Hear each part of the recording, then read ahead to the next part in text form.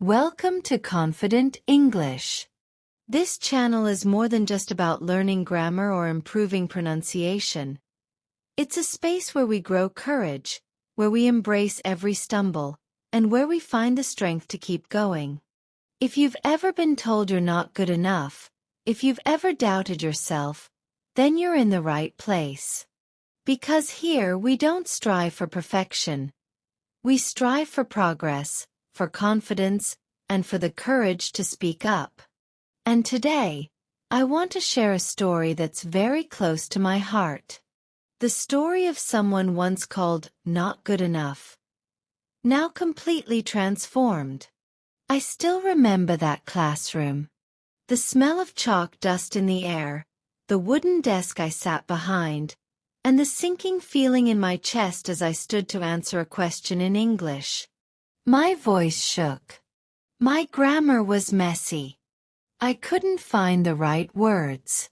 And when I sat back down, my teacher looked at me, sighed, and said, "You really struggle with English, don't you? Maybe languages just aren't your thing." Everyone heard it. Some smirked. Some laughed. I did too, just to hide the sting. But inside, something in me crumbled. From that day on, I wasn't just a student struggling with a subject. I became the one who couldn't speak English. That label stuck with me. For years, I avoided speaking English in public. I froze whenever someone asked me a question in English. I even skipped English club meetings, terrified of being asked to speak aloud. I carried shame like a second skin. Every mistake I made felt like proof that I didn't belong, that I wasn't smart enough, not quick enough, not fluent enough. But deep down, I wanted more. I wanted to travel, to connect with people around the world, to feel confident in meetings, to watch movies without subtitles, to be able to speak up and be heard, not just in my native language, but in English too.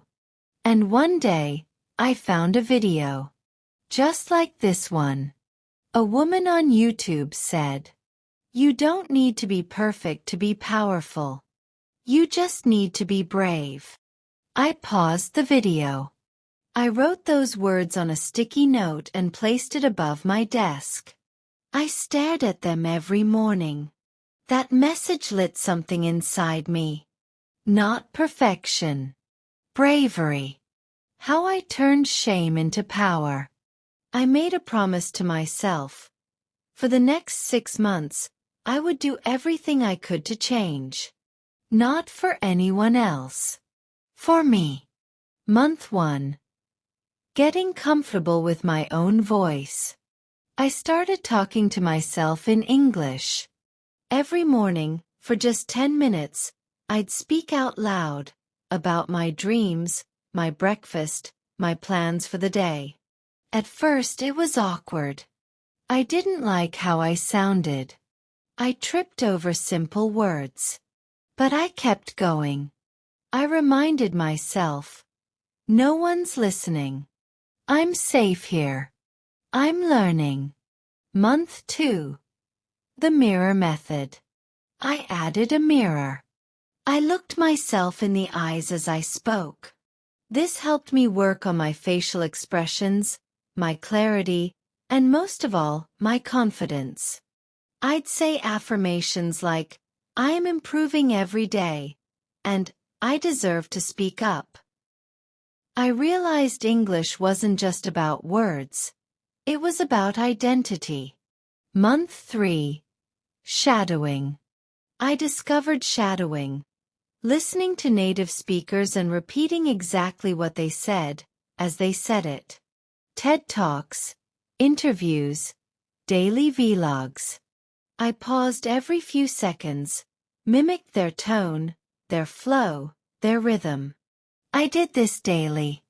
It was intense, but my fluency skyrocketed. Month 4. Recording and reflection. I began recording my voice. It was painful at first, hearing myself, but soon I could notice my growth. My pauses were shorter. My voice sounded stronger. I started sharing short recordings with a few trusted friends, and they encouraged me. Month 5. Practice in real conversations. I joined online speaking groups. I found conversation partners. I told them, please correct me. I want to learn.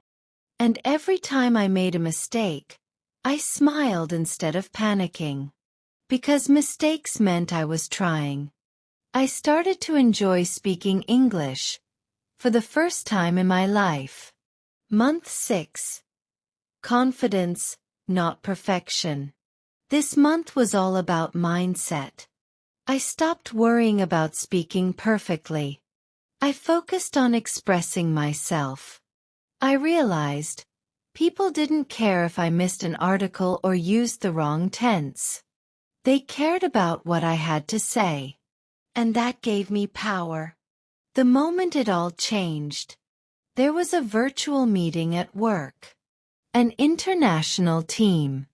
English was the only language spoken. Normally, I'd stay silent and just listen. But this time I spoke up. My voice was steady. My point was clear. When I finished, someone replied, "That was very well explained. Thank you." I felt like crying. Not because it was a big compliment, but because I realized I had finally set myself free. The truth I discovered. People may call you not good enough. They may define you by your past. But those words?